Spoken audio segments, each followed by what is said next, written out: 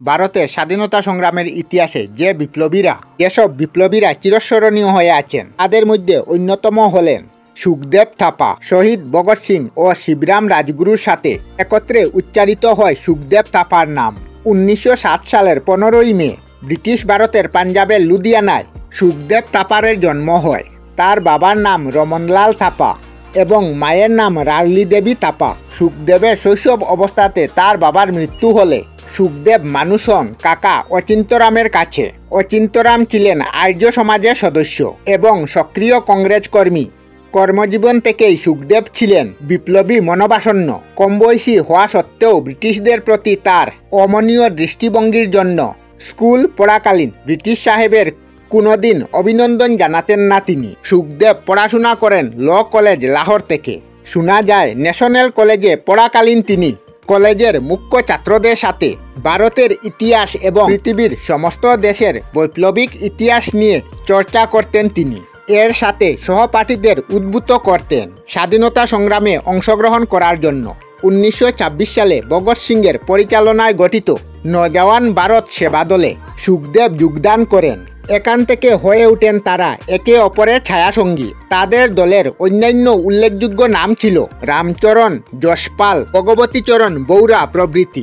এই দল মূলত উত্তর ভারতের বিভিন্ন অংশে যুবকদের ব্রিটিশ সরকারের নির্মমতার বিরুদ্ধে লড়াই করার জন্য উৎসাহিত করত। তাছাড়াও সাম্প্রদায়িকতা এবং অস্পৃশ্যতার কুফল নিয়ে মানুষকে সচেতন করার কাজে এ দল অগ্রণী ভূমিকা পালন করেছিল। প্রাথমিকভাবে সুখদেব এবং তাদের রাজনৈতিক দলের জনক পিয়ের জুসের প্রেরণা এবং রাশিয়ান নৈরাজ্যবাদী নেতা বিকিল বাকুরির দ্বারা প্রভাবিত হয়েছিলেন। পরবর্তীকালে ভারতীয় সাম্রাজ্যবাদ নেতা জাবিলা দাস এবং মন সিংয়ের সংস্পর্শে এসে তারা বামপন্থা অবলম্বন করে 1928 সালের 8ই আগস্ট প্রতিষ্ঠিত হয় হিন্দুস্তান সোশ্যালিস্ট রিপাবলিকান আর্মি। এই সংগঠন মূলত তৈরি করে পাঞ্জাব, হরিয়ানা, বিহারের ব্রিটিশ বিরোধী বিপ্লবীদের সংগঠন। সুখদেব ছিলেন ওই দলের প্রধান কার্যকর্তা। 1928 সালে সাইমন কমিশন বিরোধী আন্দোলনে ভারত যখন উত্তাল, এশিয়ান কংগ্রেস নেতা লালা রাজপথ রায় ব্রিটিশ পুলিশ অফিসার জেমস কর্ডের লাঠিচার্জের আঘাতে গুরুতর আহত অবস্থায় মৃত্যু হয়। লালা রাজপথ রায় হিন্দুস্তান সোশ্যালিস্ট রিপাবলিক আর্মির চরমপন্থী কার্যকলাপ একেবারেই সমর্থন করতেন না। এমনকি তাদের বাড়িতে সুখদেব সহ বাকিদের প্রবেশ নিষেধ ছিল। তাও পাঞ্জাব শাখার প্রধান হিসাবে সুখদেব লালা রাজপথ রায়ের মৃত্যুর প্রতিশোধ নেবার সিদ্ধান্ত নেন। তিনি ভগৎ সিংকে সাথে নিয়ে অফিসার স্কটের হত্যার পরিকল্পনা করেন। 1928 সালের 17ই ডিসেম্বর সুখদেব, ভগৎ সিং এবং রাজগুরু ভুলবশত সরকারি পুলিশ সুপারিনটেন্ডেন্ট জন পি সেন্ডারকে হত্যা করেন।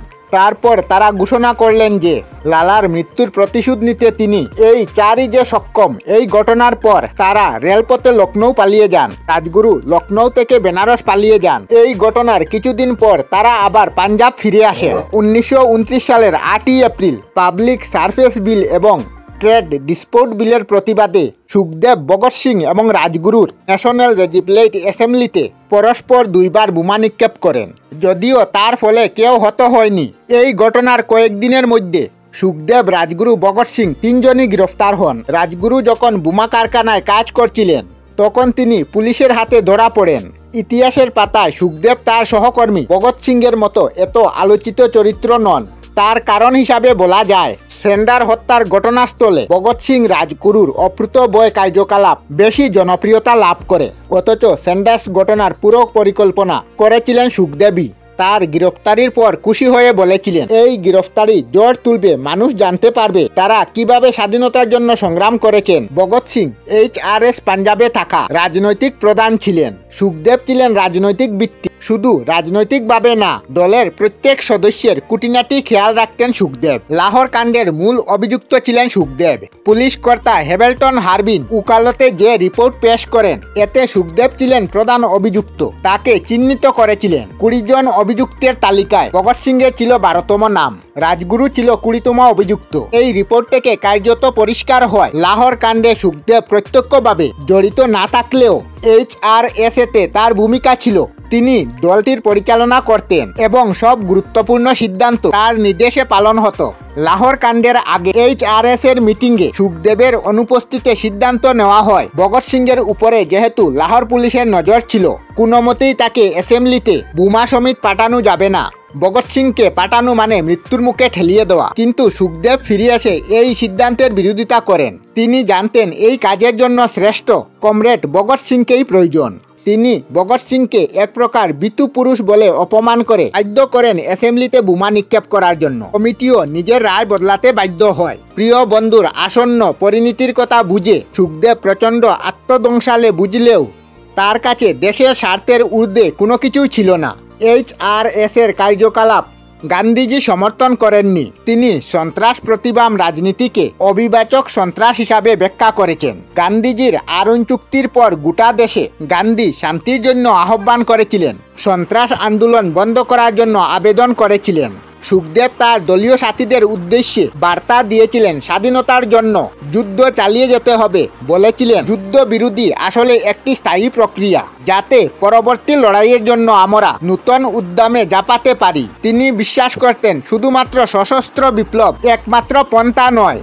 স্বাধীনতার এই কাজে সবার আগে প্রয়োজন দেশবাসীর আস্থা অর্জন করা। শুধুমাত্র আবেগ দিয়ে দেশের স্বাধীনতার লক্ষ্যে এগানো যায় না। জেলে থাকাকালীনও সুখদেব সবসময় নিজের সংগঠনের প্রসঙ্গিতার জন্য চিন্তা করেছিলেন। লাহোর কাণ্ডের দায়ে সুখদেব রাজগুরু ভগৎ সিংয়ের মৃত্যুদণ্ড দেওয়া হয়। 1929-এ বিপ্লবীদের সাথে দুর্ব্যবহারের প্রতিবাদে সুখদেব ও বাকিরা দীর্ঘস্থায়ী আসনে সম্মিলন হন। এর জুড়ে গোটা দেশে সুখদেবের মুক্তির দাবিতে উত্তাল হয়ে ওঠে। সেই সময় গান্ধীজিকে লিখা চিঠিতে সুখদেব জানিয়েছিলেন তাদের মৃত্যুদণ্ড বলবৎ না হলে কোনো প্রভাব পড়বে না, বরং মৃত্যুদণ্ড থাকলে দেশের স্বাধীনতা যুদ্ধের জন্য ইতিবাচক হবে। জেলে থেকে নিজেদের দলের কমরেডদের উদ্দেশ্যে দুটি চিঠি লিখেছিলেন, যার সারমর্ম ছিল এই পরিস্থিতিতে একটি গণবিপ্লব সংগঠন অবিলম্বে প্রয়োজন। যাদের আগে দলীয় কর্মীদের বিপ্লবের সংগঠিত অর্থ বুঝতে হবে। এর জন্য প্রয়োজন বিপ্লবী শিক্ষায় শিক্ষিত হওয়া, কারণ কর্মীদের আদর্শের উপরে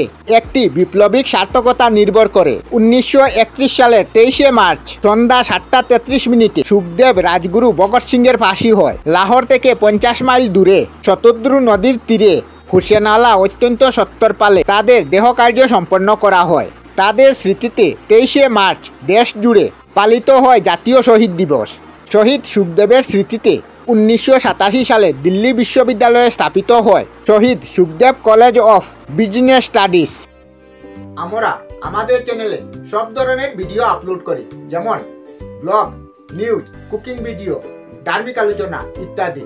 যদি আপনারা এই ধরনের ভিডিও দেখতে পছন্দ করেন তাহলে এই চ্যানেলটি নিশ্চয়ই সাবস্ক্রাইব করবেন। আমি আপনাদের সাথে বিদায়ক না, আজকের মতো বিদায় নিলাম। আর ভিডিওটি ভালো লাগে লাইক, শেয়ার ও কমেন্ট করবেন। ভিডিওটি সম্পূর্ণ দেখার জন্য অশেষ ধন্যবাদ।